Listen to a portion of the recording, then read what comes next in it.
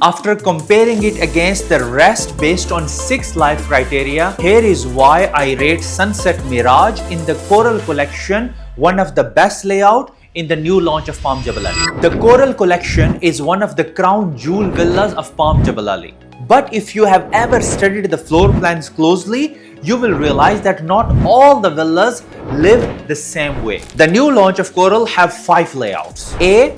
Ruby Sunset, which is a 6-bedroom plus study with a built-up area of 11,500 square foot. Type C, which is Red Aurora, which is 7-bedroom plus study with a built-up area of 11,670 square foot. Type D or Porcelain, which is 7-bedroom plus study with a built-up area of 11,520 square foot. Type G, Redwood, which is 7-bedroom plus study with a built-up area of 12,010 square foot. And then at the end, Type M or Sunset Mirage, which is a 6-bedroom plus office with a built-up area of 11,700 square foot. I compare them based on these 6 real-life criteria, and here are those. Number 1 is flow efficiency, how naturally the space connects. Number 2 is privacy zoning. It is the separation of guest, family and staff moment. The next is natural light and views, which is windows orientation, depth and openness of the layout. Next is entertaining capability,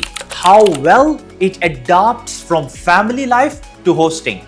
And then family functionality, which is circulation, room logic and flexibility. And at the end is emotional warmth, that intangible sense of a home. These are the same principles I use because lifestyle logic is what truly drives long-term value. So Villa A or Ruby Sunset, it gives you classical symmetry and proportion, but in daily life, symmetry often means formality.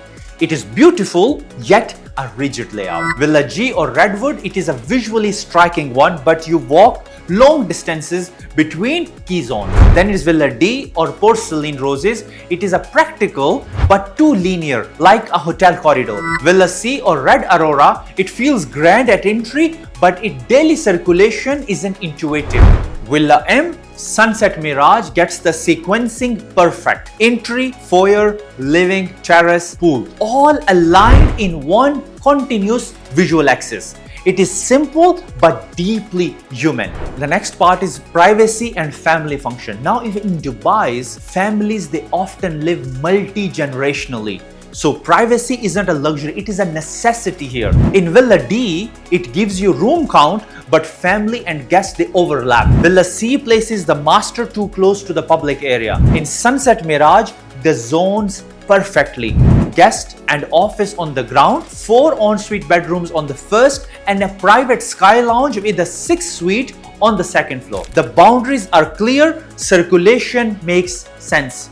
Many Coral villas, they capture the sea view from selected angles, but in Sunset Mirage, it frames it on every level. Double balcony, wide glazing and cross-ventilated corridors, it makes the house breathe with light. You don't just see the sea, you feel the rhythm of daylight move through the home. Villa A wins for symmetry, Villa C wins for formal grandeur, but both feel like statement properties more for guests than you. However, Sunset Mirage, it merges lifestyle and luxury.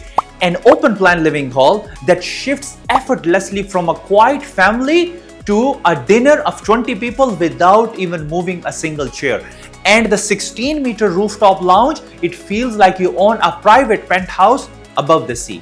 Space alone does not make a villa livable. Design empathy does. And in Sunset Mirage, nothing feels forced. Every corner has intent, balanced proportions, private terraces, staff circulation that's discreet yet efficient, and a master suite that opens both to the sun and the sea. It is elegant but never intimidating, modern yet warm. So across all these real-life metrics, Sunset Mirage, which is Villa M, it consistently outperforms the rest because the proportions, the views, the zoning, everything designed around how people actually live, not just how a villa looks in renders. It's elegant, livable, timeless, and in my opinion, one of the best floor plans in Coral Collection in Palm Jebel Ali.